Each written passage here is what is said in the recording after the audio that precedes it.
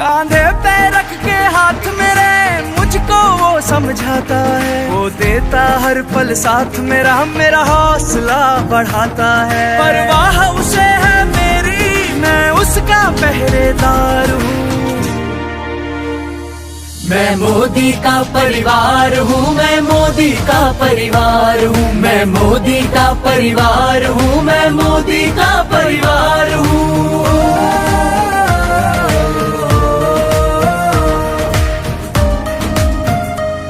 मेरे सर की पक्की छत है वो, मेरे अपनों की सेहत है वो, मेरी जरूरतों અને આખી દુનિયાની નજર ભારતની આ ચૂંટણી ઉપર છે।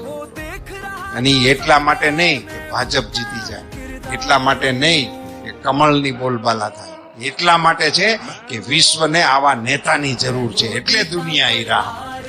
मैं मोदी का परिवार हूँ, मैं मोदी का परिवार हूँ, मैं मोदी का परिवार।